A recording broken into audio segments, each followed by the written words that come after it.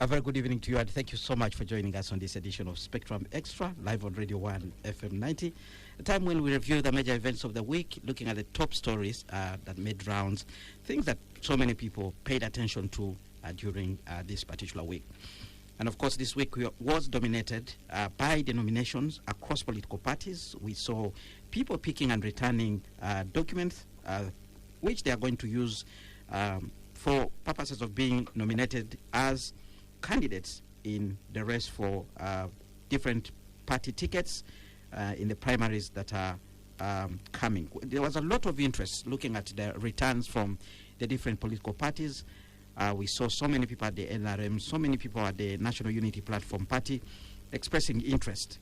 And what is left is to see what will happen in their party primaries. In the NRM, there were a number of issues that came up, including Speaker of Parliament Anita Among being declared unopposed after the person who was contesting against her, called Helen Odeke, was disqualified apparently for lacking a permanent residence in Bukedea. She has challenged this issue, and it is expected that maybe the party chairman, President Yoweri Museveni, will intervene in this matter. In the National Unity Platform Party, we also saw very many people continuing to come in, including those that were not expected at the party headquarters, but they showed up and they picked papers to express their interest.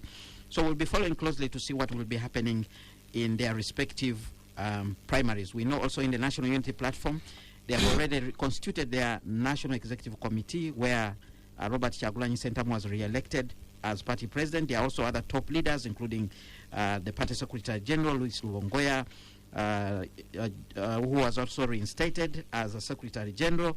And then we also saw Joel Senyonyi being reinstated as spokesperson of the party, Katana being reinstated as the treasurer, and there were a number of other positions which were filled in what some people have described as a secret delegates conference. Well, they said that's what they were supposed to organize because of the fears that they have, given how they have been treated by the security forces. We'll be discussing these issues in detail to see where it's actually taking us. What will likely come out of this interest? Is it for leadership?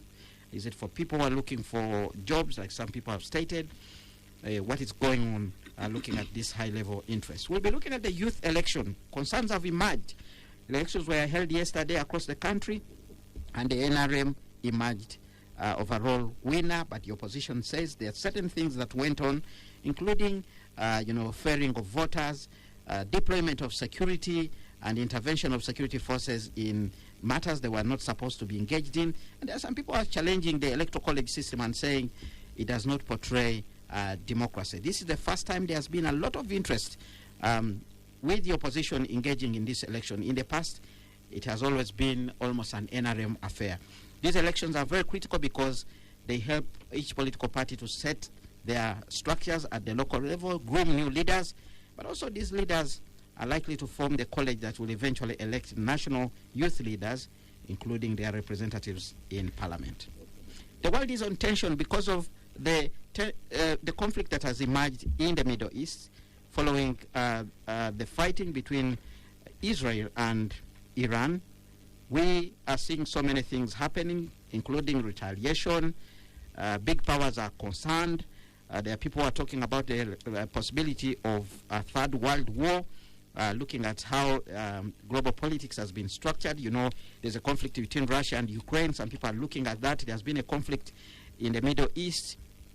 And we know very well that Israel looks at Iran as the funder of most of the militant groups, including Hamas, Hezbollah, and to them, they wanted to eliminate a threat that was growing in the region. We'll be looking at the implication of this conflict and why the Middle East has never settled.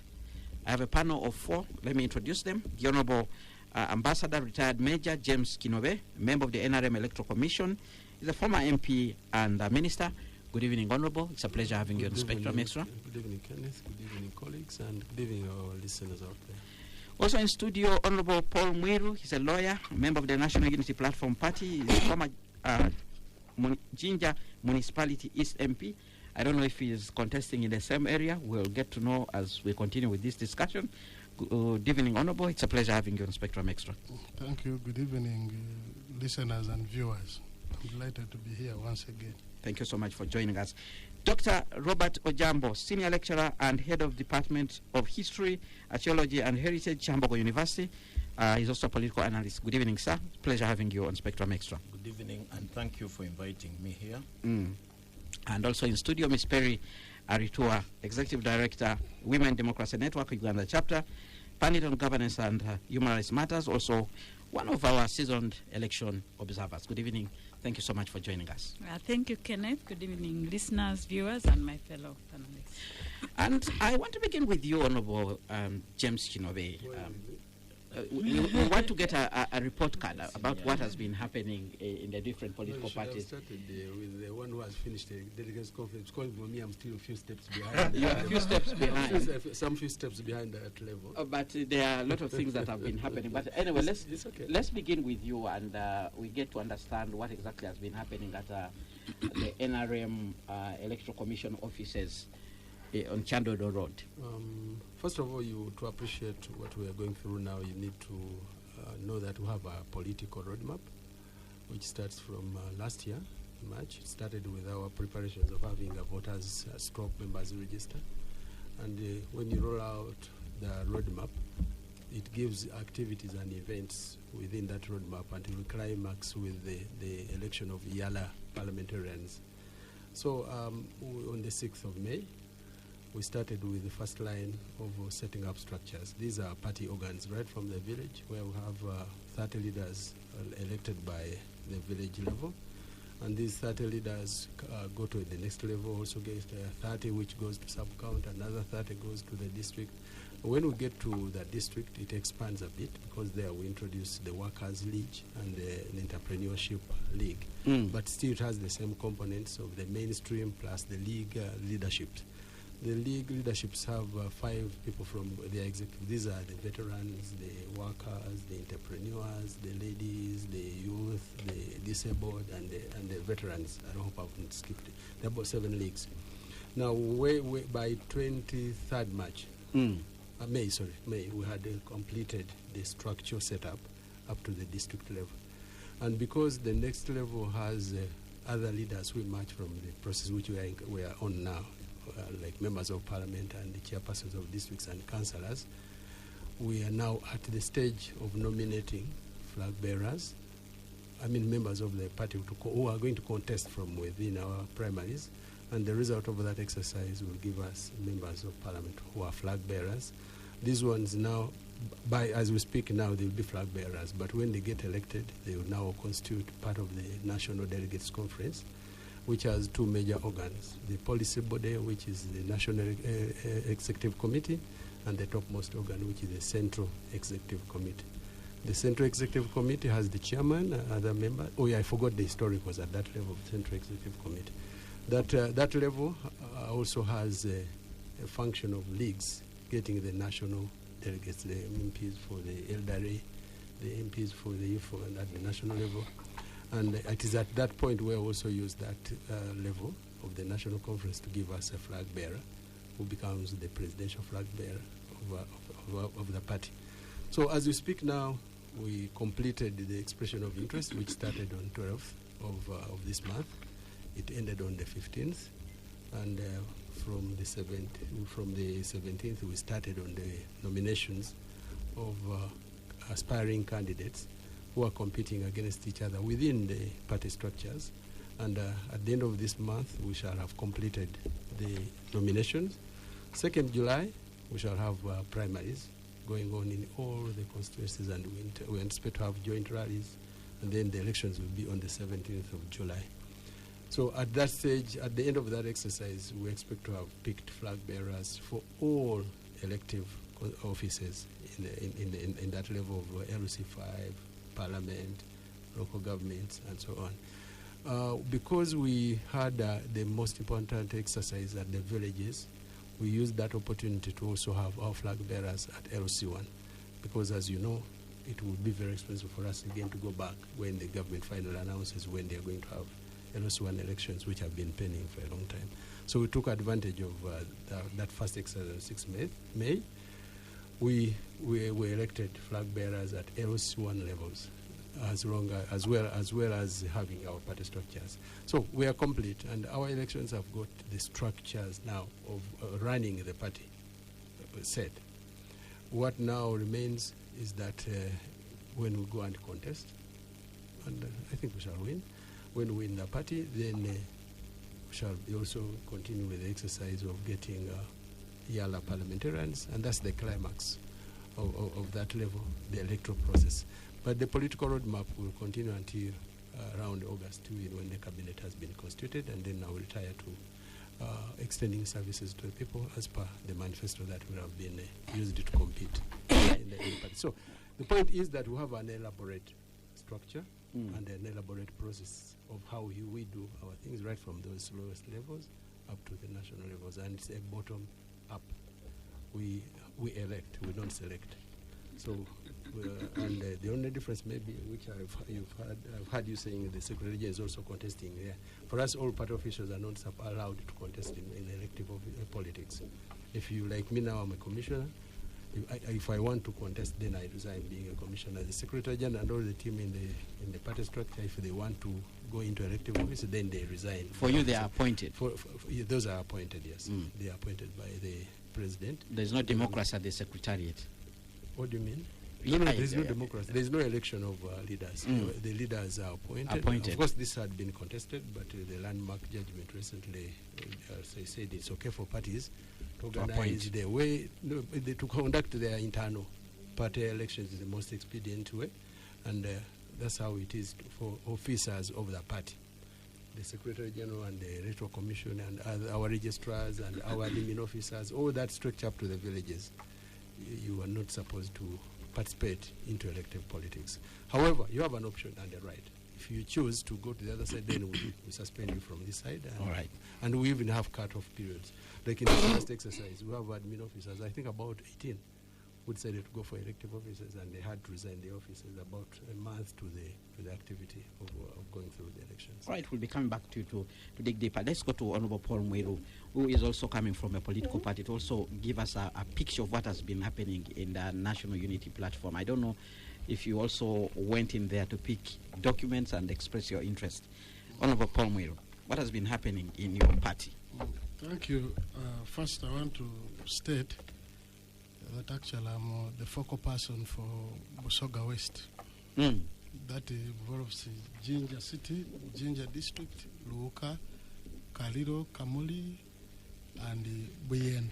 Busoga West. Busoga West. Two, I want also to dispel the journalistic waffle to the extent that there are people who are not expected at our party headquarters as you had raised it. I will only treat it with the contempt it deserves. We expected everybody, and we can even eagerly receive you at any time. Today, and most important, we had a roadmap as well, which we embarked on in terms of creation of structures, given the circumstances under which we're operating as an organization. I managed myself to have conducted of course, the appointment of the district leadership at that level. We gave them the instrument of power to go and create structures at the lower level.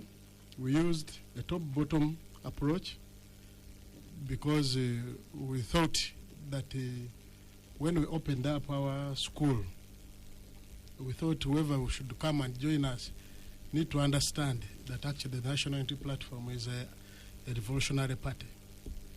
It is not purely about office seeking, as the thinking actually had been. So coupled with other issues, the interferences. So as we speak now, I can give an example. In my area, we have gone up to parish level. We hadn't gone up. As we're moving towards the parish level, then there came in the expression of interest because the Electoral Commission roadmap came out. So somehow we halted that procedure and then that process, and then we focused on this. Albeit, we also had the National Delegates Conference, extraordinary as it were, which was called by the party leadership. And I'm glad to report that actually it produced leaders once again who are in charge of the party and apparently who are in charge of the process which is ongoing. Yes, sir. Oh, what would you tell people who are saying that your delegates conference was like a conclave? You know, some sort of a secret thing. There's been talk, I'm sure you've followed, including from Honorable Chinobe's political party. They have actually been making, fun of your delegates conference if you follow social media. What would you tell them? Actually, they have been making fun of themselves. You see, I happened to, good enough, when we were in the 10th Parliament, and his president and chairman of the party wanted to manipulate the process. He brought a law in Parliament in terms of COVID guidelines on how the parties must actually operate. We raised issues to do with the fundamental human rights of people in respect of the right to associate and elect leaders, as it were. Of course, I was a member of the Legal and Parliamentary Affairs Committee. The Attorney General appeared and said, look, democracy can be defined as it can be practiced in the people. Once the type of people say, this is democracy we want to practice. So that's the democracy. They based on that and actually made the COVID guidelines. They restrained all of us from campaigning under the guise of the SOPs. Well, Mr. Museveni was busy campaigning, holding normal rallies. He didn't hold rallies. He was holding meetings. He was busy opening taps, opening what. We saw him doing all those, and then he was gathering people, but he did not leaders of the party to do the same. So when they have an opinion, of course I respect their opinion. I have no duty to ensure that actually people perceive or understand what we are doing the way we look at it, and we don't intend to be diverted by that. We just respect the opinion. Like, for instance, I will tell you, my brother, senior brother here, of course, there are three things which actually, you see, like the delusion that you see we are a party. Of course, it does not take into account that actually they are fused with the state. You understand, the fusion of the state and the manipulation which have been taking place. Those are some of the issues, for instance, which when we are operating as a young party, and we also are alive to the fact that the wish of many would have been that maybe we would have had a bottom-top approach, which we have no problem with. Once we get that capacity, we shall do that. But you see, when you are a young party, for instance, we have issues which actually maybe they need to explain. When we submitted our constitution for amendment, it had never been actually worked on. And we took a number of months arguing over the same. So what was carried out in a summary as a delegates conference was legal, and it was attended by those who were supposed to attend. And even me as a focal person of that area, I was not among the delegates, and I'm not complaining. All right. So was that delegates conference in line with the new constitution or the old constitution? Because you talk about, it seems you're talking about two constitutions. No, actually, there's nothing like that in law. You see, once there is a constitution, there is a constitution. No, I'm just referring... If there is a process, now, of course, I can't answer that in that way, because as a lawyer, you know that if there is a proposal for an amendment and it has not been adopted and amended, so it can't be the constitution. All right. But the national platform had the constitution under which it operates. That you see, every provision of the old constitution was valid for all purpose and intent until it is amended, or it is challenged and then expanded. Yeah. So that's the position of the law. All right. Spectrum X on Radio 1 FM 90. Let's go for a quick break. When we return, we'll open up the discussion. We'll hear from two other panelists who are here, Perry and Dr. Ojambo, who is also here in studio, to help us look into these political parties, whether what they're doing gives us genuine democracy, although their constitutions actually state so, like Honorable Muiru and Honorable James Chinobe have stated. What do they make of the exercise the way it has happened this week? Stay tuned to Radio 1 FM 90. We'll continue after this break. Well, thank you so much for staying with us on Spectrum Extra, live on Radio 1 FM 90, reviewing the major events of the week. At the moment, we're still looking at nominations across all political parties. There has been a beehive of activity in the different political parties as they try to conclude their internal processes that will lead them to candidates to vie for different positions in the next elections. In studio, Honorable James Chinobe, member of the NRM Electoral Commission, is a former member of Parliament and a minister. Honorable Paul Mwiru is a lawyer, member of the National Unity Platform, former Jinja Municipality East MP, and is the focal person for NUP in Busoga West. Ms. Perry Aritua, Executive Director, Women Democracy Network, Uganda Chapter, Pundit of Governance and Human Rights Issues. Honorable retired Major James Chinobe is a commissioner. I'm not a member of the commission. Is a commissioner at the NRM Electoral Commission, responsible for Uganda region. And also in studio we have Dr. Robert Ojambo, senior lecturer and head of Department of History, Archaeology, and Heritage at Kyambogo University. Is also a political analyst. Perry, let's now open up this discussion. Give us your analysis about what has been happening in the political parties, what you saw, what you think was good or what you think was bad as these political parties prepare for the upcoming elections. Okay, thank you, Kenneth. I'll start with the NRM because their process started much earlier. Two things. One, I think they have an advantage of having technical people who don't stand for election. What that does, they are then able to help the candidates. So if you have people who are not running, they have more time on their hands. For instance, if someone has questions about the nomination process, if someone wants to clarify certain things, then they have that advantage that the technocrats are not running. And I think it's a good practice. But it also depends on their context because they're a big party. And so maybe they have the resources to be able to hire those people and ensure that they're able to run the day-to-day affairs of the party. So that is an advantage. The second thing, which for me stood out when Honorable Chinobe was making his submission, is about the importance of certainty of rules governing elections. And I'll go back to the case of Honorable Cole Adeke, the one who was standing, where she was disqualified because she didn't have a house. I mean, unless it's in the rules, then it becomes something that you would respect. But if the rules don't provide that, if you don't have a house, you cannot stand, then I think it's wrong. And that's why rules are important. It's important that they are issued early so that members prepare. I'm certain that if Helen Odeke had known that having a house was one of the requirements, maybe she would have built the house in a hurry. But the fact that it was thrown at her, I think that for me it's not right, because every candidate comes into this election with that aspiration to participate and lead. The third is that having these constitutions and clearly laid down rules is important. What is critical is, are the parties following these rules to the letter? Because when they don't, it then discourages participation. I've had a number of candidates who have picked the nomination papers, and the issue of independence, I don't know how they are preparing for that. On a positive, I've had a number of, especially the women candidates, saying if I don't go through the process, I will not stand as an independent. So I think the challenge for the parties right now is to do as much as possible to ensure that the process is free and fair, so that they have less independence and focus more on supporting the ones who would have carried the flag. Now, when it comes to NUP, one of the processes of candidate selection is vetting.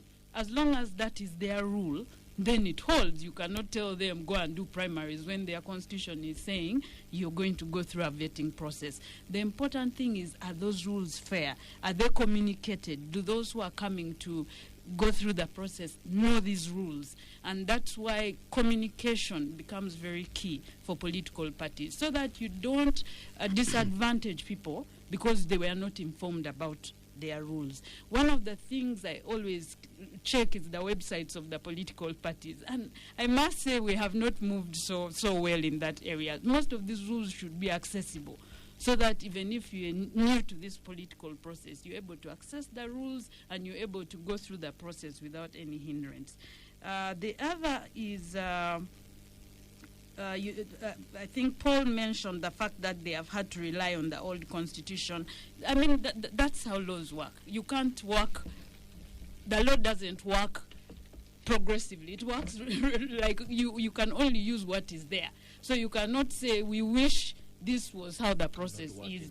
Exactly. You can't work in anticipation. So as long as the process is done according to the rules, that is important. What I think we have seen as people who observe the election is really just the disruption of their process. I think it's not right because they're a registered political party. I mean, these break-ins and disrupting them, it is unfair because if we claim to be a democracy, every citizen must have a right to associate with the party of choice. And I always appreciate it when young people get interested in these processes because time will come when they have to take over these offices.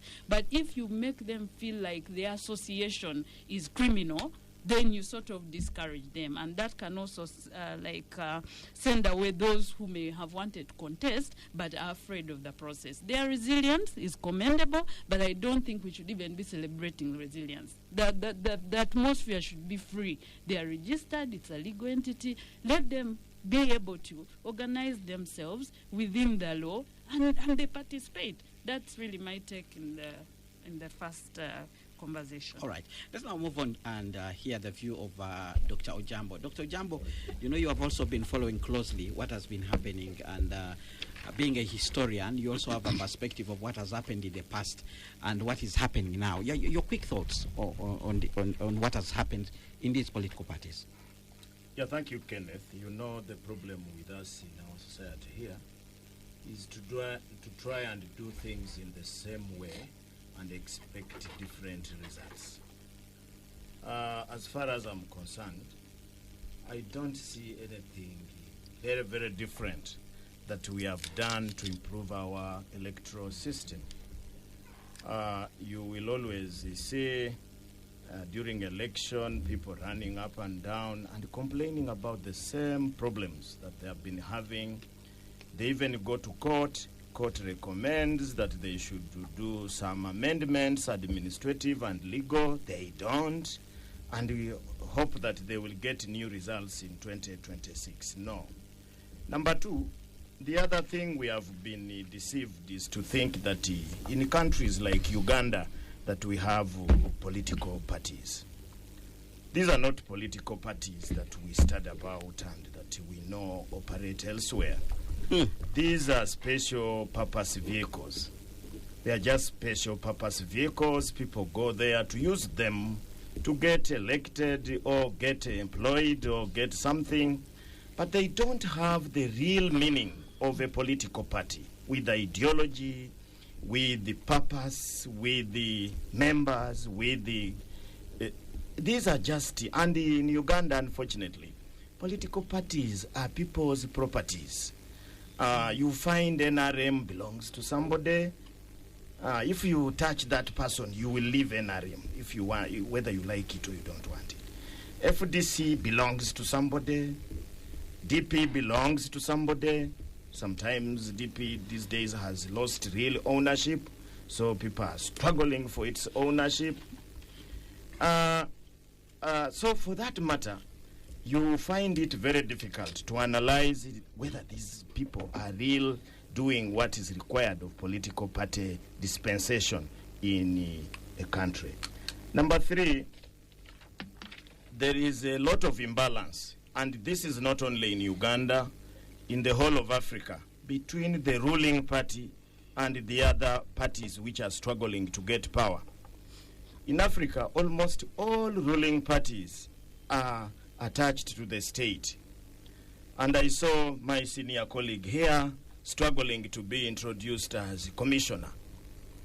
It would have been good if he was a real commissioner of a political party. But the trouble we have in Uganda is that NRM runs as a second layer of public service. That people who have lost their jobs or who have not got an opportunity to get in the mainstream public service are kept at the NRM secretariat. If you lose an election, if things are not working out very well, you are kept there. And you are treated as if you're a government officer. If you look at them, most of them have escorts, policemen, soldiers, if they are soldiers. And you wonder, are they paying Uganda for this service?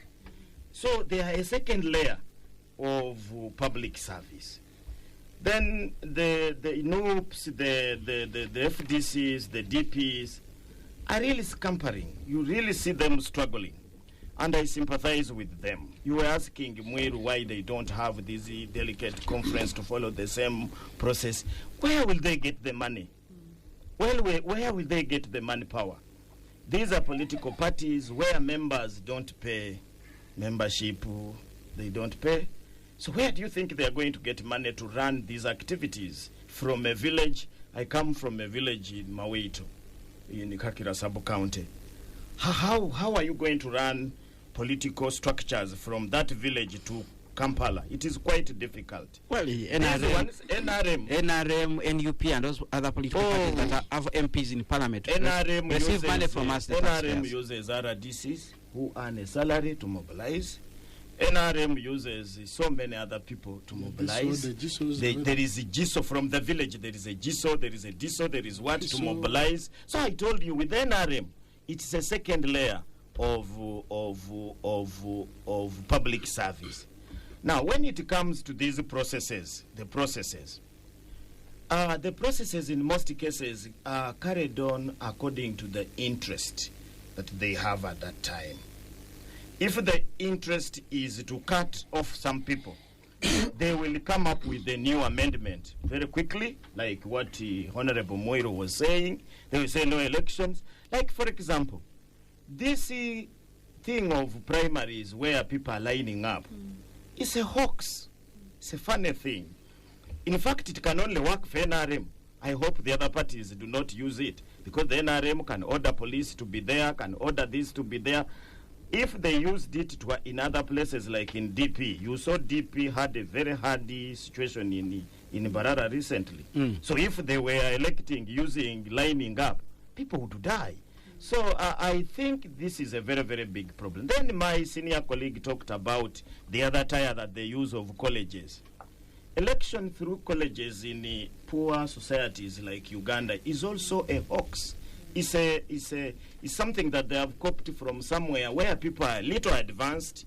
They know how to identify people. They know how to identify places. They know where you reside. Like, for example, the debate between NRM and ACOL is just a waste of time. I have seen people in Kampala here, elsewhere, people transferring from one place to go and be elected in the other place. And I have never seen this idea of saying you must have a house or what, because you can be elected where you work, where you were born. Like for me, if I want, I can stand in Butembe, I can stand in Nakawa West, I can stand in Kira municipality where I have a house. So I don't see how you are going to stop me. Like for me, I stay in Kira municipality, but I vote in Nakawa West because it is next to my working station. I don't want to bother this thing. I go and I vote, then I go home. So these things, the problem is we run politics of interest and creating roadblocks for people. And that is the politics that was created from 1980. That politics in Uganda started in 1980. That election of 1980, you know how people were blocked, the DPs, the what. The NRAs deceived that they had gone to the bush to stop such things. They are now the masters. If DP had a degree, single degree, they have now PhD in doing it. So this call issue is just a thing of interest. Now, as I end, electoral colleges, for example, these interest groups, the people who represent interest groups are not of that category. I'll give you an example of workers MPs. I have been arguing, and I think we need to put up a serious fight. The workers MPs are not workers. There are people who come and purport that they are representing workers. You cannot represent people whom you don't belong to. For example, I know a workers MP who has been out of employment, this normal employment, for over 35 years. But he's a workers MP. But using these college things, they lock out real employees. And there is a law that does not allow, for example, a public servant. I think the lawmakers should have put an exception. Should have put an exception there that except a workers MP. Because me, I don't believe, I work, but I don't believe that these people, I don't want to mention their names, that they are my representatives. I don't think so. So electoral college elections is just a selection. And I think we need to work around it. And for me, and I've been telling the people that once we get interested into politics, some of us, that should be the first thing we have to do. Right. So, by and large, it's a good thing that there is a semblance of a democratic process that is taking place in Uganda, that people are going to elect their representatives of all categories, but we are still far. If we are moving a distance of 100 kilometers, we have just traveled 10 kilometers. All right. We have had your view there. You scratched a number of issues and went into a little bit deeper. But now let's get some responses and maybe deepen the discussion. We heard from the two political analysts on this table, Perry and Dr. Ojambo. Now, I'm coming back to you, Honorable James Kinobe. Your quick response to some of the issues that have come across on the table. Of course, they've raised very many and very fundamental issues. But you see, if you've been in management of any situation, you would understand the management slightly better than someone who is not. My brother here has said I'm struggling to be identified as a commissioner when my other colleague was struggling to be identified as a focal person in his region. Because when we come here, you see, most people when we come here, they want to know what is struggling. When we come here, you even mention them, what the history they study and so on, is to at least enable listeners to know who is talking to us, what locus does he have, who speaks as who. You know, when I'm here, I'm not coming in as just a member of the commission or a member of the party. Because someone who's struggling. Yes, I have an authoritative position. And that's why we struggle to let the people know that, Ndugu Paul, I'm no longer a civil servant. I retired from public diplomatic work. Then the soldiers tell them, no, I'm a retired major. I'm not speaking for the army. But right now, my current role is politics, and I'm a referee in the game of politics in the NRM Commission responsible particularly. So we are not struggling. We have many titles. If I had wanted titles, I have many titles. But I just wanted to contextualize what we are discussing. So that Your Excellency. You could have even called Excellency. Colleagues, we just pardon that we sometimes mention this, but we want to put the context that when I'm talking to you, like he talks as a historian, I respect and I say, wow, history, history now sometimes the tales repeats itself simply because we don't learn from it. We just copy it just like that. And I want to say there are many very fundamental issues. Like my sister Perry made a very good point that we have to have the importance of certainty of the rules that we apply. Ordinarily, these lawyers tell us the law shouldn't have any eyes. The moment it sees me and doesn't see Paul, then it is a very defective law. And I agree with that. It is also true, as he subjects us, we are not purely political parties. Because the genesis of parties, the historians know the genesis. They started as party interests, and when you're a communist party, you have to advance that line. If you're a capitalist party, you do that. But we all know that these parties were imposed on us. We have to go through parties. Ordinarily, we Africans, we never even believed in those things. Me, I had my king, and the king was supreme. I don't even mind where he comes from. You had a minor king who was less than the adult age. But he was a king and the one who had regents who negotiated our land. But he was the king. The people of Abarole recently had their king who is now of mature age. So in Africa, most of our communities, we were never in this. We were never into debating who should rule you.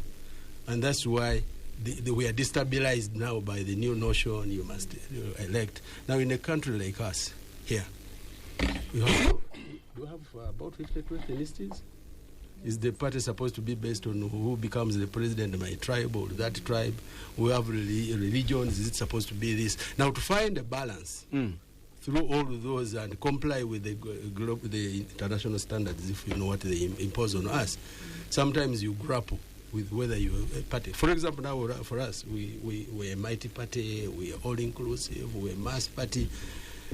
But sometimes to exercise it becomes a problem. We don't have a card. So you can't even know who is your member. You just have a register, and who voluntarily comes in and registers with your party is your member. Me and Mwiru have been in elective politics. You want to talk to voters, you find them with the sets of T-shirts. If I'm Nope, you find them with the red and welcome Nope. As he turns the corner and the NRM is coming, they throw away the red T-shirts and put on the yellow T-shirts, and you think these are our supporters. These are now the issues for us which we meet when we're in practical management. That explains the 20 million, 25 million they have, the 20 the other half, the 20. I don't know if you add up, it was almost 70 million. 70 million, you see. But it is now a game of numbers. So, and finally, the result would be, for example, now people were questioning why we do have, I think it was my sister, Kavanda Esther, they said, oh, that explains why your membership is half the population. I said, no, but how do you explain that the president's vote is 60%? Over and above the 50% of the membership? How do you explain that we command over 3/4 of the parliament?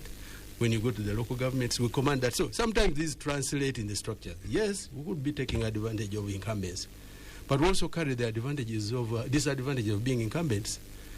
You do 10 things right, you do one thing wrong, and they will sing that the whole day. You may not even have time to explain what goes on. For example, there are many things we're boasting about. The Kampala has grown, it is rich, you have changed the people. But what have we done as a party? Just one thing, to guarantee peace and security in this country continuously for 40 years. And then the ordinary people have done their things. But we claim it because at least it has been our duty. We had governments, others lasted 3 months, others lasted 30, others created people running out of the country. Why shouldn't I take credit of being able to be in charge of this country? We be in charge of my party for 40 years, and for you continue doing what you want. You dance the whole night. The young people can go to clubs where they want. Everybody enjoys. And then I tell the people, you see, if you want to continue having peace and freedom, then I the party will guarantee this. Then you see maybe another party comes up with ideas. The challenge you have in this country, we are no longer competing on ideas. We're competing on personalities. When should President Museveni go? Why should this other elder? What if he goes tomorrow? What are you going to do? How are you going to become a president if President Museveni goes? And that's the whole problem. Yet for the ordinary people, there are issues about how they live, how maybe if they have problems with taxes, how you respond to taxes. But the opposite forces, whereas we have manifestos, we never read them. The debate there is about personalities. It's not about how you are solving the problems which have failed in the NRM. One would have imagined that as we go into this, because for us we are almost towards the end of setting up the structures, we are launching the manifesto for the next Sanja in August.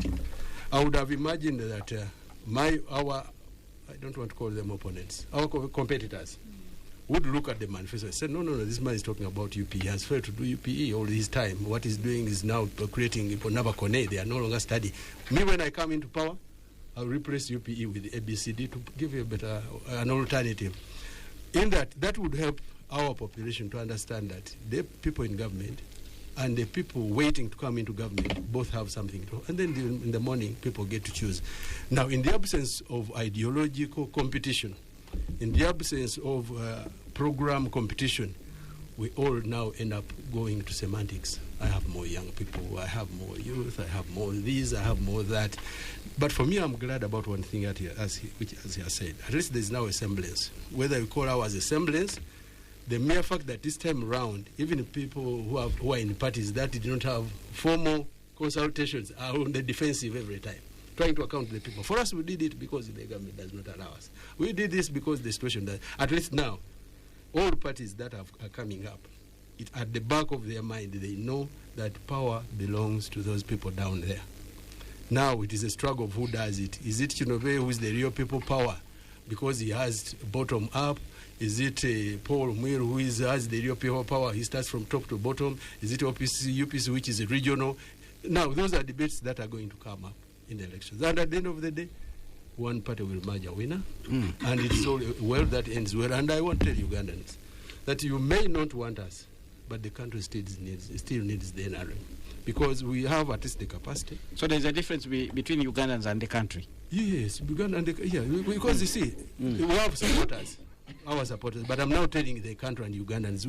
By the way, let me tell you, I was telling you the reason why we have 20 million, which is 50%, but we get support up to 70%, is that there are some layers who may not tell you publicly that they support us, but they need us and they end up voting for us. There are areas where you go and see that you think you will not even get the votes, including even their parties.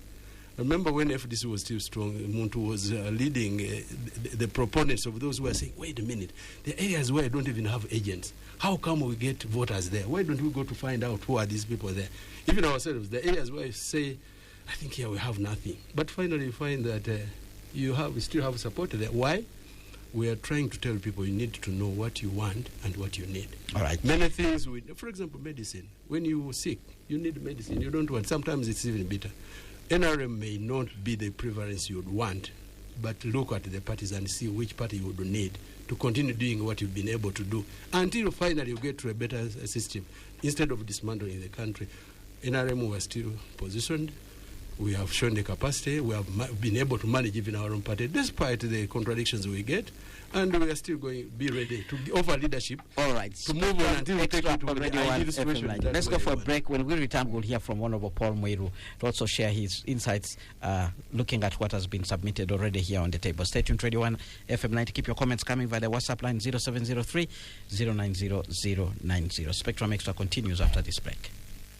Well, thank you so much for staying with us on Spectrum Extra live on Radio 1 FM 90, reviewing the major events of the week. We are focusing on the nominations that took place in the different political parties this particular week, looking at the issues that shaped some of the decisions that were taken and how this is likely to influence the party primaries that will be coming soon. The guest, Dr. Robert Ojambo, Senior Lecturer and the Head of Department of History, Archaeology and Heritage, Chamboko University.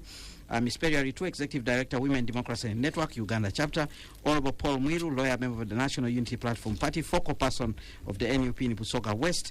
The Honorable Ambassador James Kinowe, he is a member of the NRM Electoral Commission, is a commissioner, and is in charge of Buganda region, is a former MP and a minister. Now, let's hear from Honorable Paul Mwiru. We have heard from Perry, we have heard from Ojambo, but we have also heard the rebuttal from Honorable. An explanation. I think I'm not rebutting. I'm just. All right, an explanation. I think let me use this, I think, for the benefit of the listeners and the panelists to know what we have been grappling with as a country, because I've had the benefit of listening to my good friend, the Honorable Ambassador, other titles notwithstanding. And he seems to grapple with that issue. You see, maybe I want to school him on this issue. When the government of the Republic of Uganda got independence in the courts, we did not decommission the tools of governance which had been left behind by the colonialists. That's why you realize that the subsequent leaders were struggling to become agents of colonialists immediately after independence. I think the historian will have to. I thought since I wanted us to make this clear. So from independence to date, the struggle is not about the issue of ideology. It has not yet come into play. The struggling, now the way that our politics has been coached, it is like now that President Museveni is the chief agent of imperialism, it is like other people are struggling also to become agents of imperialism. You understand? And for me, I'm saying that is not the point. The biggest question, or the question which must be answered, how do we decommission the tools of colonialism? And now, like the governance system we have in its current form, it's still a governance tool. That's why that the structuring, when the chief agent now got to it, he looked for better ways of now manipulation, so that it becomes now the chief, as a chief agent of imperialism, so that he becomes the colonialist now, colonizing Like governor. other as governor. That's why when you saw him talking, he was saying, they were supposed to have envelopes, to give envelopes. You see, that is the mindset. And what did they do? Like that issue which, let me just refer to this issue of disqualifying a call. It is a legal issue, but you know the way they coached it, the strategists know what they are doing. The law says that you register where you originate from or where you reside. So in this case, the law does not stop you from renting a house and say this is my permanent place of residence. But two things come into play. You see these LOCs of these days, they can write it and say you are not a resident, you know, and you are disqualified. That is also possible. But for them to say that you are not a resident, they actually casting a vote of no confidence in the Electoral Commission to the effect that how did someone who is not a resident and who does not originate from that place become registered as a voter in that place? You know, I don't want to discuss my sister. You know, I was with her in FDC, and I know how the other time she became unopposed. I read the court, because when the court also ran away from determining whether disqualifying our opponent the other time, they went ahead to say it was illegal, but they don't pronounce themselves. Up to now, the term is ending as to whether that act don't invalidate. Actually invited a nomination. Those are the factors. So the point I'm making, that all these issues, when it came to civil servants, before the Honorable Chinovezi came here, civil servants would take leave, go and contest. When they realized that the bulk of leaders who were emerging in societies were coming from civil service, they came up with the law. They barred a civil servant from participating in politics unless he has resigned from his job. And that explains the quality of leaders we have in these political parties. You will agree with me that almost 90% of members of parliament are mobilizers. You understand? But actually they have nothing to do actually with the leadership. You understand? You see, when they are making the constitution, they say that you see every constitution, every political party must have a national character. Because they knew that people would mobilize alongside their identity. You understand? Like in my area where I come from, Busoga, the land of 2 lakes and 2 rivers. You understand? Our identity is important. And we have moved away from just mere tribe to define identity to the people and the land. You understand? They also made sure they fail people from actually participating in their body politic. Today, as we stand, let me get back to these mobilizers. They have been giving all the money to President Museveni in his classified handouts and what? The budget. You understand? And now they are running up to him to see how he helps them. No colonialism. Just like here now. If President Museveni wanted to do anything, those people he works for would actually call him to order. If he wanted to do anything, for instance, if he wanted to review our education system, and we say we are breaking away from this type of education system, we are going vocation. So education is vocational from primary up to university. Yet when you go to Germany, you can be a lawyer and a plumber. You can be a doctor and a cobra. You can meaning whatever. Even the way they do their things. You understand? The people need to understand. A professional training and a skill. That to decommission all tools of colonialism would mean that you're freeing yourself. So it does no harm to actually any leader now. That's what the debate would be. Now let me just give an example. You talk about denomination. People are checking loyalty. Because you see in an organization there must be loyalty and the service. Are you loyal to an organization? Do you serve the organization? That's the importance of those checks. Personally, I've been supervising this election. What I've been seeing there, like my brother, maybe if you didn't, actually at first I was there, I thought I sympathize with you. The last time I interacted with you very closely, you're a very good person. Do you know, the last time, this is what I'm saying. You see, I was supervising this, like what they have been doing, as for instance, for these youth elections. They are using the GSOs to stop people from nominating. Then trying to remove forms of other people, trying to double nominate. People have been nominated by another political party. So I asked myself when I was there, I said, now you have PDM. You are schooling these younger people, you understand, who are below 30 years on scrupulous and dubious issues. For instance, they will go to some areas where actually election was supposed to take place, they actually change the venue. As we went to comply and say the election don't take place, they said, for us we have a list. So now my question was, the question came into my mind. Now this young man who has been made a youth leader without an election, if tomorrow he becomes a PDM agent, what have you told him? Falsification.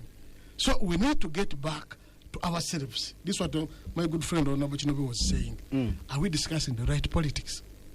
You understand? Because in as long as people are fighting to be chief agents of colonialism, of imperialism, they are going to dig in. And once they dig in, the debate is going to be whether Shinobe must go or the other will not go. And what will the Shinobe do? They also have the gun. They will subdue and suppress everybody to ensure that they're actually going to falsify evidence else to produce it. So it's going to turn out to be that one, parliament, all election offices, to us, they are platforms. They are not the end in itself. To others, they are jobs. You understand? The struggle for us to have the right people on these platforms is to ensure that our message keeps on going. All right. That's why the other question you are asking, that the voting, I've been in these political parties. Even these people know they have been having collaborators. You have been seeing them now clearly going. Someone got a card, he got nominated, then he won a seat. But ever since he became to parliament, he takes no heed of any advice from his or her political party. And across the board. You understand? Now the question must be, at the point of nomination, intelligent as you, this is what I was asking. I met one minister, whenever we would be in parliament, we'll be telling you, talk about these issues. We are concerned about poverty. He was still preaching about economics. I found him, and actually, you know, I need to know whether you are doing well or not. I don't need to look at your books of accounts. I just have to look at you. So I looked at him and I said, this man, the economics has been preaching, doesn't work for him. It works for voters. You understand? So at the end of the day, we must reach at a certain level. All right. Where we need to speak the truth. And even finally, we must agree. Don't my disappointment about these old things. We must agree on some minimums. And agree that this is a minimum. Whether you were an NRM. But now that issue collapsed. Because before, whenever the Election Commission was conducting like elections, we would have discussions and agree on minimum. Like when I was in jail, I called the RPC and I was telling him, we need to have a meeting, an interim meeting of RPC, of the police, DPC, security, and all parties. So we agree. When are we going to conduct these elections? They didn't turn up. They didn't happen. All right. But you see, these helps to solve some of these issues so that we don't lose the little which has been achieved in a way. This business of saying, for instance, because now you see, like, as I conclude, you know, I've been this youth election. What I've also realized that the number of all over the world, those who cause change, they are the Rompen Proletariat, the Chinobes of that time, who came in rags with the guns. You understand? So you don't expect the doctor here, because we regarded you as such dead. Bandits, Rompen Proletariats, you are the guns. The number is growing. Even at the beginning of the wave. Mm. Many of the people, and the even at the beginning of the wave, many of those who prepared them now are being discarded. And they're going for the narrow Protect me. no longer important. Protect me. You are protected, but you need to wind So up. as I wind up, I'm saying that population out there is growing. So it's not enough to buy tear gas. You understand? And to have guns to fight. Because I'll give an example. We reached one polling station. Those numbers are the solemn that people had even now to go into dialogue. And because we had tried 2 days, today it was today, when there was no voting taking place, David Group was there. We said, okay, can we people share these positions? People said, no, you are strong, take the 6. Let us take the other. And like around 3 places, where people had been tired, and that population is growing. That's why I want to discard the Chinobes of this world. You need to pull up your socks.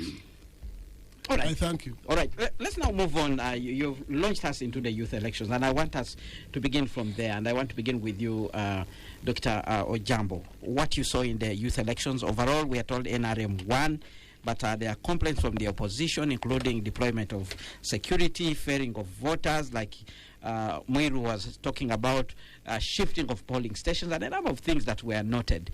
Do you think this is a precursor to the 2026 general elections, as some people have suggested? Your quick take. But Kenneth, it will be very absurd for me to have this airwave, and I don't speak about what is happening in our country. And the good thing you are talking about, youths. Remember, for the last 2 weeks, arts teachers are on strike, and the government has ignored them. Well, the permanent secretary of Ministry of Education told them today to go back to work. And the teachers have also said it's okay. We are going to do what is possible. For instance, if you saw their latest letter, they are saying they are not going to send marks for activities of integration. And they have said, let now UNEB prepare a report where they are going to have only sciences. And nobody is bothered. The minister is not bothered. The government is not bothered. Children are not studying, and it's because majority of our well-to-do, the us, have our children in private schools. We don't care. And the Honorable Mwiru, I'm seated between two very important people that I respect. Talked about the lumpen proletariats. These are very nice people. In Kampala here now, they have taught everybody to drive their cars while the glasses are up, because they will take the phone. And just a mere ignoring these teachers, the way they have ignored them, I really feel that there is... Because most of our children are arts-oriented. Because of the schools that we have, they don't have laboratories, they don't have anything that can promote them to study chemistry. So all the poor kids in this country mainly struggle with arts, and they have ignored them. Now, coming to these elections, the youth selections, because these are not elections. Okay. When you look at how they have been organized, these are selections, and it is intended, as Mwiru has stated, and as I stated earlier, it is intended, organized like this. In fact, for the last 30 years of NRM, these other parties have not been participating. I have just liked the way these other people have come up this time, especially in urban areas. And unfortunately, it is only in urban areas. And they have caused a lot of trouble. Today I passed Kabalagara, and the election was taking place at the division, at the police division there. So I want to argue that, one, if we want youth to have leaders, we must change the way they're elected, and we abandon this electoral college thing, so that they are elected like any other people. Like, you remember those days we used to have other colleges which were electing other people, and we abandoned them as women, as what. So even youth, and I think they are the biggest population now in this country, we need to organize a credible election for them to get their representatives. What they are doing is, as Mwiru has said, is manned mainly by security organizations. I have been observing quietly in Kampala here, the DSOs, these other characters, these ragtagged characters. They have been the ones destabilizing and almost overpowering. Those are constitutional officers. No, they are ragtagged, because that's not their work. They are supposed to deal with security, not election. What are they looking for in election? In election, we know it's the duty of the Electoral Commission, supported by police, Uganda police, not DSO, not RDC, not what. So for me, I feel that, number one, we need to choose. If we want youth representatives, we must change the way they are elected. Number two. To which way? Can you propose something? Which is a better way? Adult suffrage. Let them go adult suffrage, and we put them on a ballot paper, and people go and elect them the way we elect other people. Because now they are the biggest population in Uganda. We can no longer take them as something like that. But the biggest problem is what I stated at the beginning, and the problem in this country. The problem in this country, people are not going to politics to serve. 80%, Mweru put it at 90, me I want to reduce it to 80. 80% of our leaders do not go to serve. They are job seekers. Because of the poor socio-economic situations in our country, people don't have jobs. They have now found it a duty to go for politics. I gave you an example last time I was here, that the public service of Uganda has a total of 376,000 people. Police, army, teachers, medical servants, and so on. But we elect over 1,700 politicians to pretend over them. And that's why you see our roads have potholes, the offices don't have people, things are not being done. There are some schools which have never had a chemistry teacher for the last 3 years because we have concentrated on politics, and a lot of money is spent there. Look at local government. Look at the money that is given to local government vis-a-vis other things.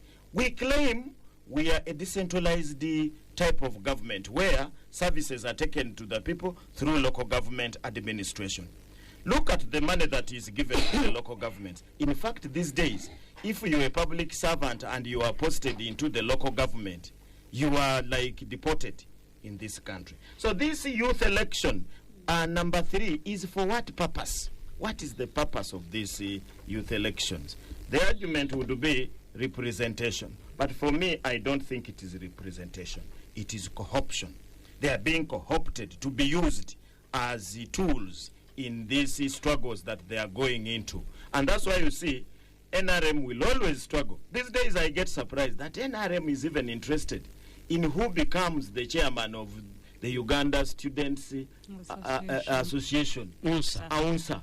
And they will cane people there, they will send the police, they will remove, if they hear that you are DP or what have you, you will not even reach the venue. So me, I think they are just co-opting people. All right. And as Mwiru has said, you know, in our place in Busoga with Mwiru, you know, there is a saying of Okulobone. And Okulobone came when a calf asked a mother cow that why are you chewing cud every time? Tries your mouth shaking. You're shaking. The other one said that you grow and see. But now the trouble is, as the mother cow is chewing the cud, the calf will be watching. We are teaching these kids, these young people, youth, sorry to call them kids, these young people, bad manners, that election must be fraudulent, there must be fighting, there must be a lot of interest. So we are going to get bad leaders in the future. I've been telling people that in a moment you just don't give children at school food. You are training gluttons. That's why you saw one time a policeman who went for a function and was putting meat in the pocket. Because this man is a glutton. Because he sees an opportunity. He has found meat which he has not been seeing. So it is not good to train these young people. And I want to request the government that if they want the youth elections to be purposeful to this country, they either abolish them or they change the mode of election. All right. Let's move on to Honorable Chinobe. Honorable Chinobe, your quick take on the youth elections. All right. You know, let's go to Perry. Perry first. Very fast, your quick take on these youth elections. 3 things I want to agree with the Professor. I observed a youth election for Northern MP when Honorable Anite was being elected, and that was one of the worst elections I had ever seen in my life. One, the Electoral College was kept away, because you remember they have to be transported. They were kept away. They are selling alcohol at the venue. They had these godfathers. And you know, this whole youth election is really a facade. There are people who determine who wins that election.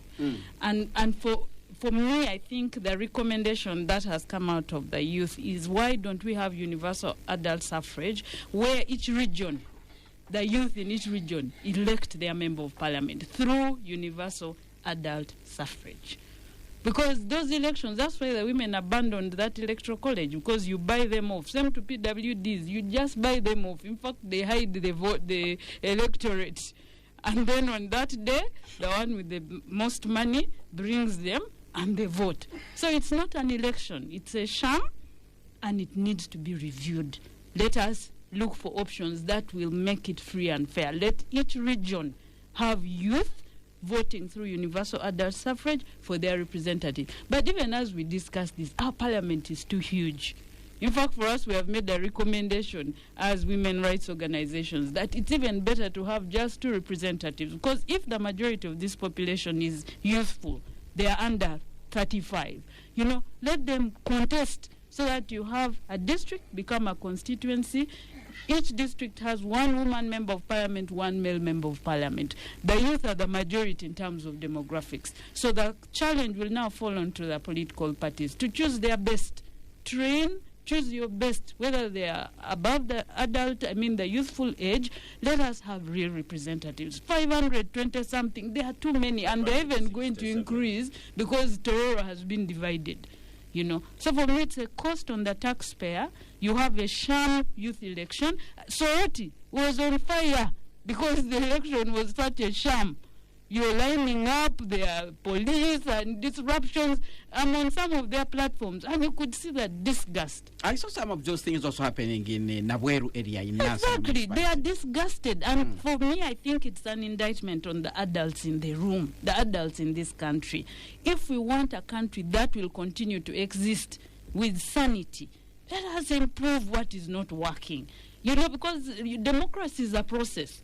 If this is not working, let's try something else. The youth have made proposals. Let's not just say let's do it because that is how it has always been done. But we can do things better. It's a process. We can work on what is not working so that at the end of the day, when we leave this country, because we will leave it for the younger generation, let's model behavior that builds this country, because a representative is such an important person. And for the youth, they have been told, you cannot run away from politics. It determines everything. It determines our quality of education, our health care, our access to jobs. So the leaders we choose have such a big task, because their biggest role is to solve problems.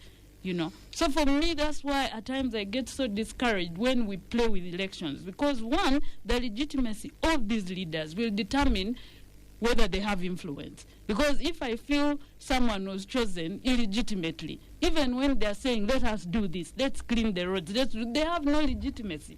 And that's why you see the voter turnout has increasingly reduced. In the last election, I think it was 49 point something. The apathy is growing, and yet these leaders need followers. We need to be able to follow them. We need to be able to follow their direction. This country can only develop if we have legitimate leaders who have been given the power through a legitimate process, and we will join them to develop this country. That, for me, is my take on this youth election. All right, Spectrum X on Radio 1 FM 90. Let's take a quick break. When we return, Honorable Paul Mwiru and the Honorable James Chinove will give their perspective. Stay tuned, Radio 1 FM 90, but keep your comments coming via the WhatsApp line 0703-090-090. Well, we are glad that you're still with us on Spectrum Extra live on Radio 1 FM 90, reviewing the major events of the week. In studio, we have the Honorable James Chinove. He's a commissioner with the NRM Electoral Commission in charge of Uganda region. He did serve this country as a minister. He was also a member of parliament. In studio also we have Ms. Perry Aritua, Executive Director, Women Democracy Network, Uganda chapter, Panel on Governments and Human Rights Issues. Dr. Ojambo Robert, who is a senior lecturer and head of the Department of History, Archaeology and Heritage, Chambogo University. Also in studio, the Honorable Paul Mwiru. He's a lawyer, member of the NUP party. He did serve this country as Jinja Municipality East MP. He's now in charge of, he's now the focal person of the NUP party in Busoga West. The only thing he has not told us is he vying. He's vying. Yeah, I picked the expression of interest and returned them on Thursday To contest in Jinja Southeast constituency. Do you have a competitor? Yes, there is. All right. But let's And now... the party has a process which is, I will have to determine who is the flag bearer. There's going to be a campaign if the two of you don't agree. on who is better suited to hold the ticket. I'm told you carry out what they call, is it harmonization, consensus, or something like that? You see, all those are methods. They're all methods. And of course, there's vetting, where the party will have the power to vet and say, because like before, the NRM people never used to have academic documents and there were always NRM. So for us, we said, we are vetting now at that point, so that this thing doesn't come to haunt you. To haunt us. That's why we're trying to... You see, all right. But on that point, I wanted to share that every country has got its workings. For example, when you talk about Tanzania and how they get their candidates. Tanzania, the way they get their candidates, they have a vetting process, which is thorough. Contribution to the party, seniority, and all that. That's CCM. Now, yes, CCM. By the time you go to the electorate, it is how to generate how acceptable the vetted candidates are. But internally, you have actually been scrutinized. And they are the best. Unfortunately, most of our parties here, of course, some new parties are trying to do it. And they are doing very well because they are trying to do it, but they are able to do it because they are fewer in numbers. And of course, there are other political parties that will say this is our leader, and nobody will contest on this position. That's also a method. But let me tell you, if I start NOP today, we, the pioneers of that party, we should know where the basis of our ideology and where we start from. So you should have a guardian and a custodian of that concept. You cannot open when you... I don't have a problem with retaining their president because they've just started. You need someone to steer all the incoming members to be sure of the direction. Two, you need to have a president. When you say that, there's people, your people want that. I'm telling you, that's why at our level, when it comes to SEC, we vet. We do not allow everybody, even churches. You don't become a Catholic today, and the following day you become a bishop. We just got a pope for us Catholics. Don't you think we have more cardinals? But there are cardinals who are qualified. So every organized group must have a way of how it handles its leadership, how it handles its survival, how you continue. Because missions and ideological directions, if you are revolutionary, they have a long-term end.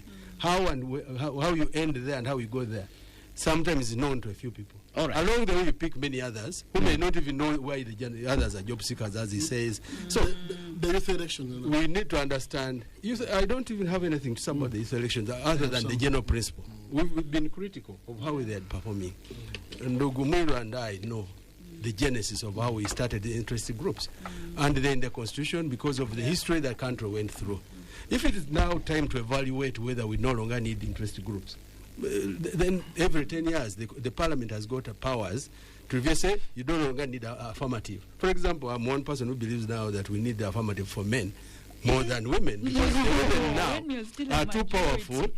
Yes, they demand 40% in every election, but that's my thinking, that at one point where it is reaching, you may need to get rid of affirmative for women because the few women who have been empowered still also hold on to those slots instead of leaving space and then contest with other areas. So SIGs, wherever they are, were a transitional provision in the Constitution to empower our young people to also have space.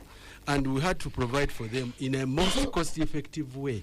Adult suffrage to have ballot papers for the 75% of the population. When you become a governor yourself and you get to know the budget you have and how to use it, you understand that what you've been preaching today as the most ideal, you also can't do it. The challenge... The picture that has come across this table is that there's a problem with the way the youth elections are conducted. Let me tell you, do you agree? Do you think we need to change? Politics. Those who have been in politics, those who have contested in politics know that if you are contesting, how you win, whether it is an individual level, whether it is a group merit, whether it is what, when you are a politician and you're in that field, what you do with the voters. For example, we are still insisting on party merit. But because of the hangover we still have with individual merit, even within the party settings, you still have to have strong personalities, strong individuals, strong people with money and so on. This is a journey. The countries we admire that have party politics have been at it much longer. People forget that the last time we had formal elections is less than 20 years. We started continuous elections after the 1996 Constitution.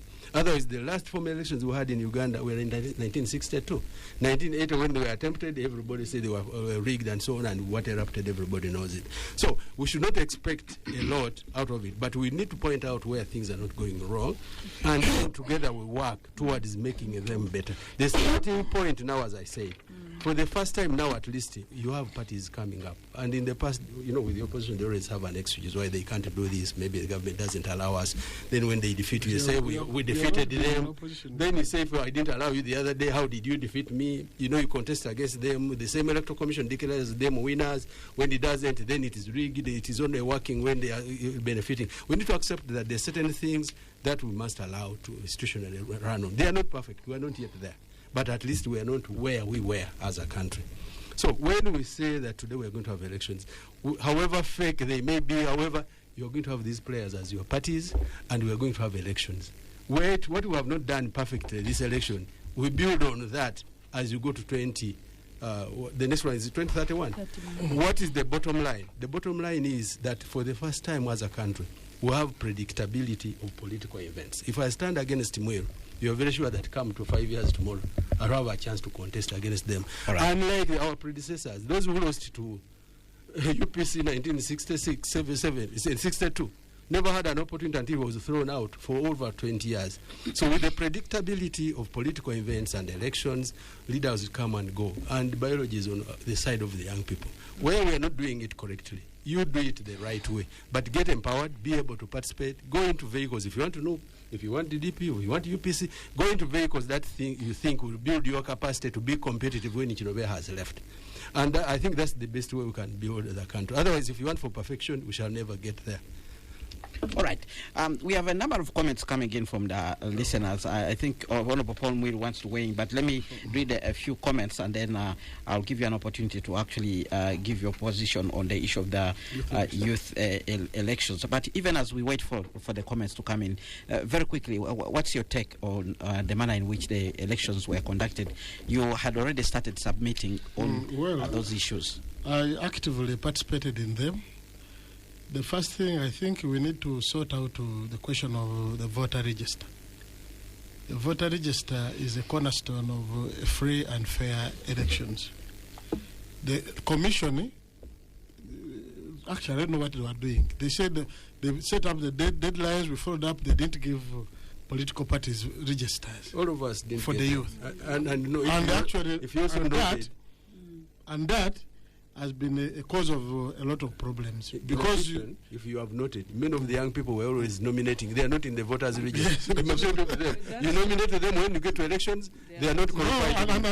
And actually, so we need that's a very big problem. I don't know, and the law makes provision for giving register to political parties. Yeah, sure. But they did not give. That was the first problem, which they need to correct next time. Then the other, I think it was done intentionally in your interest. You would find someone, a youth, is in the National Voter Register of Village X. Then he registered for Village X. They returned him as a voter in the youth register for Village Y. Yeah. And he did not know how. But how does it benefit me? As if I don't have voters in that area, because it also disenfranchises the other parties. Actually, no, but it was this what was happening. But it was not. We were raising these issues with the It wasn't deliberate to favor me. You're pointing at me. Yes, because you're not disenfranchised. Actually, these issues actually disenfranchise voters, and first we put it to you. I'm also because back to electoral commission because we are saying even my party, that was done. And they didn't vote. Then too, there was someone the EC actually nominated a candidate. It was on the register, but then they came. Those people they say it's not on the system. We had one candidate elected in Chisima too. And because of not trying to fight, I don't know that we just compromise. And people say give you information that let us compromise. We take the 8, and then people take 1. We had the leaders in our league, who are NRM league leaders. You go to nominate and say he has already nominated as no. Then I said, how do you nominate as no? When you in the NRM league. Yes, then the other, it was, you see, the way I think the GISOs and DISOs, they would try to turn away our people. That these things are not for opposition. Because before, the youth never participated so much in these youth elections. Yeah, it looks like it starts with your so they kept on calling me, asking me. People were saying, you think are for NRM, they're not for it. What is the take? I said, can I talk to this one? You said they kept on paying people and then failing them to the question of nominating.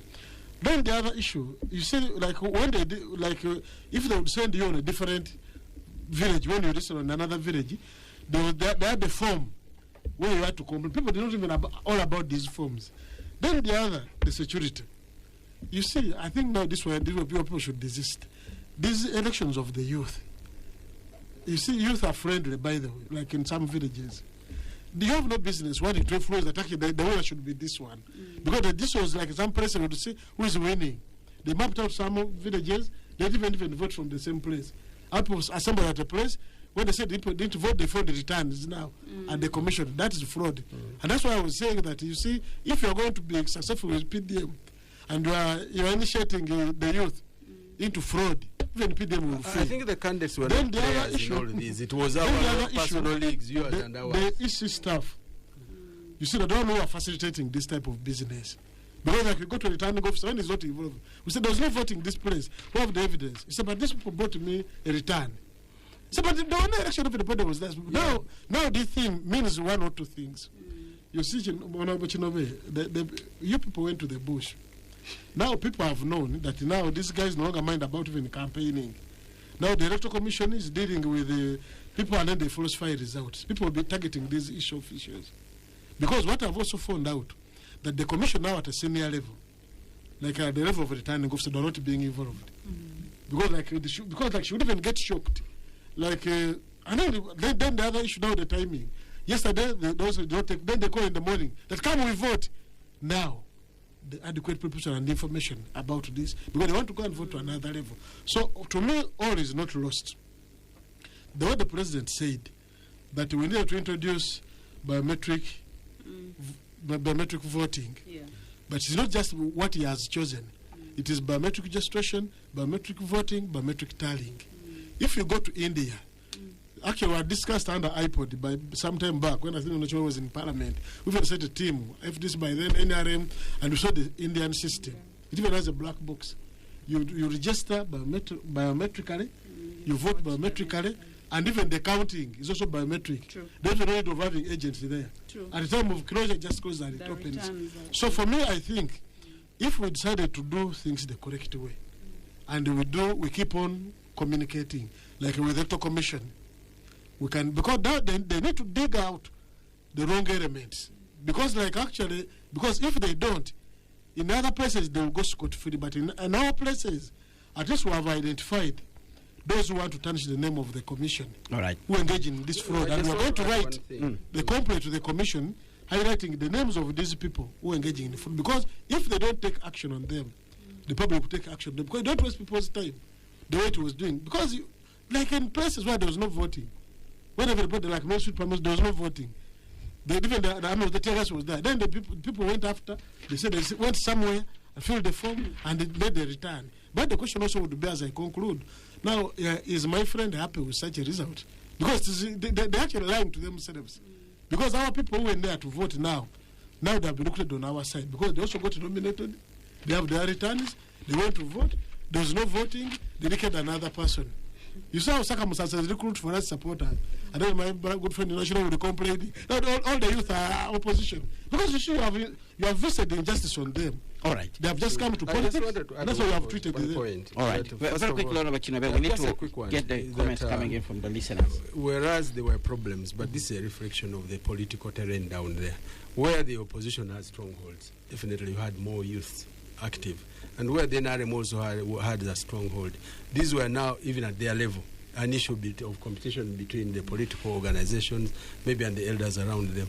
The only difference is that in some areas, especially the urban areas, the young people, the Gen Z, are isolated across political thinking.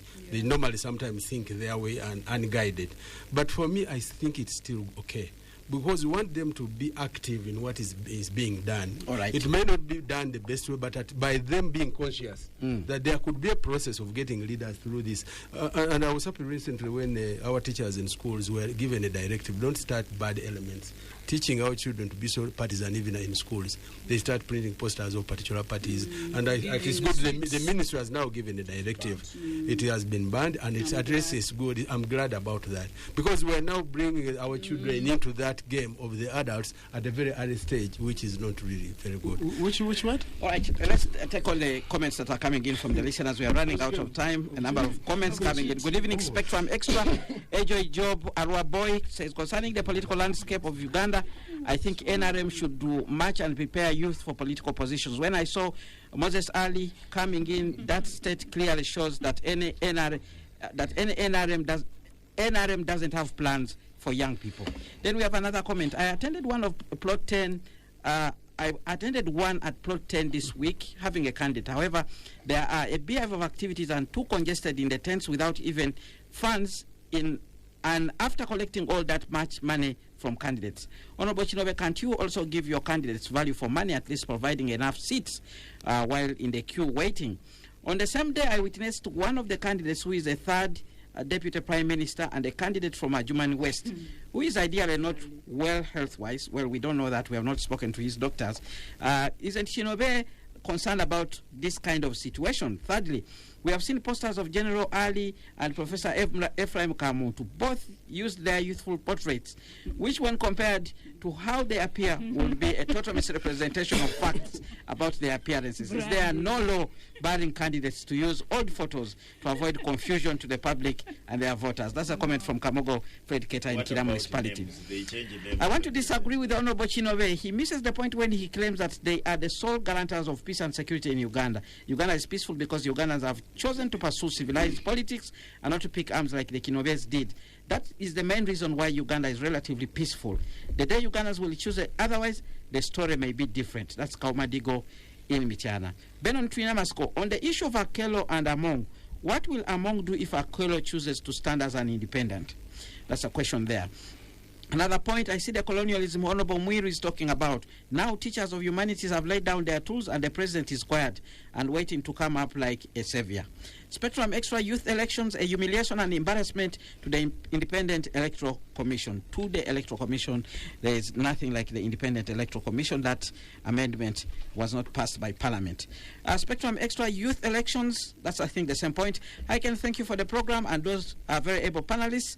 Robert from Yumbeth, he says, for me, what I have observed with the leaders of the ruling government is that they always speak under the fear of the gunpoint or the influence of money. Then we have another comment from another listener who says, good evening. Ask the NRM commissioner to give a comment about support of art teachers to them as a political party. Well, that's a feedback we are getting across the table. But very quickly, we have a few minutes remaining. If you want to respond to any, we can have a say on our third topic, which is the conflict in the Middle East, very quickly, if you feel there's nothing you want to respond to. Just briefly on nominations of senior citizens. What these people don't appreciate that those very senior citizens in their constituencies have very young people. Mr. Sali has got a very young opponent who is 32 years. So that constituency has got the extreme, the youngest and the oldest. We believe in democracy, the people choose. So it's a buffet. We allow people to do that. How they choose to behave and dress and so on, I know many young people who want to behave like adults. They even want all this music and so on. What's wrong with the old elders also liking haircuts like what the professor is putting on? I think there's no harm in that. What we want to assure people, there's no discrimination. If you're a woman, you're no old one, a young one, sickly or elderly, for us until the medical doctors tell you to keep away from politics. Once you come with the qualities and qualifications that are required, we shall nominate you the youngest and the oldest. All right. In my language, I don't know how they put it in English. A forest has got old and young trees. So to have a forest, you have the old and the young trees. Otherwise, they would have said, cut all the old trees and have young ones and it becomes a forest. But sometimes you'll have to cut the old trees in order for the young ones when to grow. The young ones catch up. Definitely. And that's what actually, it's a condition for the young ones to grow. No. Forest. You go to Mavila, there are some trees you don't touch. If you are talking about a forest, you don't talk about your forest which you planted. When you go to forests, I'm telling you there are areas where you can't touch those trees. But we are saying that once the young trees grow and compete with the old ones... He's not now talking about a tree. the way I see things. But anyway, let's move on. And I want to come to you, Dr. Ojabo. The Middle East, this crisis that is flaring up, Iran and Israel, and the mix and the constant fear and comments from people that we might, if we are not careful, we might see a third world war. Yeah, the Middle East crisis has been a phenomenon because it has always just changed the center stage. When I was growing up, it was Iraq-Iran. And you would think that Iraq-Iran war was going to cause a problem in that place. Then there came Afghanistan, and Afghanistan became a very big issue. But the issue of Israel, who has always been a major player in this issue, is the artificialness of that state of Israel, which was made in 1940, after the Second World War. 1948? Yeah, 1948. That artificial nature of that nation. And the powers that be, or the protagonists, arguing that it must exist at all levels. More so the United States of America and the UN. It has created a very big problem in that area, so much so that it has created, you create a country that is an enemy to all the neighbors, including ones which you would think that they would work with.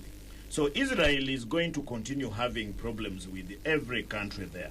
But the recent issue now is a little bit different, because when you look at Iran has also been a huge bully. When you look at Iran, they don't have good political terms with Jordan. They don't have good political terms with the Saudi Arabia and many of those countries. And therefore, Israel is using this opportunity to destroy the leadership in Iran. I don't think that there is any nuclear issue there. The issue is just to fight the establishment in Iran, and I think the nuclear issue is just an excuse, because the leaders of Iran have been supportive to Hamas, and Israel has that policy where they want to destroy anything Palestine. They don't want to see anything Palestine, and they only support. In fact, there are so many Persians who from Palestine who had moved to Iran, and therefore it becomes a threat. Now, the other issue is the problems in Europe. In Europe, Russia, who would have helped to balance the equation, herself, she is in a lot of trouble with her Ukraine and other thing. The beauty is the indifference of Trump. Trump, sometimes people think he's a zombie, but he sometimes means what he says. He does not like those foreign interventions. And that's why he has signed that he can support, but is not giving support. And that is my hope, that once the U.S. does not go directly into that matter, there is going to be talk very soon, and the war, that bombardments will end. But the war will never end, because finishing Iran, then we shall go to Jordan. From Jordan, it is just, it's like a season. So I think, and many Ugandans normally want to say, oh, for us we are supporting Israel because of Christianity. Maybe I just need to give them statistics. Israel has only 1.1 population who are Christians. True. All right. Very quickly, Honorable Paul Mwiru. Well, to me, whatever is taking place is against humanity, and my only prayer is that irrespective as to who is right, I think they need to do soul searching and stop killing innocent people under the guise of what they are doing. Personally, I don't believe that actually you need to go and bomb innocent people. Well, they will say it is collateral damage, but I don't take that view. And I strongly really think that there must be soul searching. Otherwise, the modern imperialism now, because they want the fight is about those resources they want to control. I think this explains why my good friend Chinawe was saying that, we cannot stop the foreigners from taking all the minerals from here. Because if you try, they can throw you away. All right. But even these arguments would be even on different things. Would be here to discuss the rare metals in Uganda. They are making phones, laptops, computers, but who is exporting them? It is not my good friend Chinove or his child is grandchild, but they are foreigners. But we cannot make it good, because the next time you say you establishing a nuclear weapon in the VN, then you will see UN Security Council will sit, and they say now Uganda. We are going for Uganda. And that's why we need, even us as Ugandans, when do we unite to fight a common cause? That must be answered. The things you are doing, Honorable Chinobe, don't lead us there. And as a result, if you thought, you see, you are the only peace guarantor here, we can guarantee our peace in our echelons. People will go back into their identities. All right. They will defend themselves. All right. Honorable Chinobe. So, first of all, I want to be on record that the context I put across as a peace guarantor is like head of family. If you have a head of family who can actually keep the family together, until the day you lose him, that's when you get to know that, wait a minute, I thought he was not useful. So we are telling you are still the head of the family because we are the incumbent government. We look forward to situations where the government in waiting will concentrate more on improving their capacity to be alternative heads of the family so that people get comfortable. You talked about America. They no longer worry whether one is Republican or Democrat, because at least they've reached a stage where anybody who comes in, things can remain the most basic things. And that leads us to what you're talking about. Maybe at one time, we need to go back to the time when we had a common program where we can understand on how to move on. The issue of Israel versus the rest is a complex thing. Those who are Christians, some of us who are Christians, it takes us back to the biblical times. It takes us about how both of them are descendants of Nabi Abraham and so on. So it's something you never resolve because of the conflicting international global interests that always prevail, and they always have a conflict coming in, because you maybe erred or misplaced your step towards a particular interest. So it's not something one can even offer solutions to now. I'm afraid we have to bring this discussion to an end. Thank you so much, panelists, for making time to be here, and thank you very much, dear listeners, for tuning in and contributing to this discussion. From me and the team here in the studio, we wish you a fabulous weekend, but stay tuned to Radio 1 FM 90, because we'll continue with the great songs and great memories.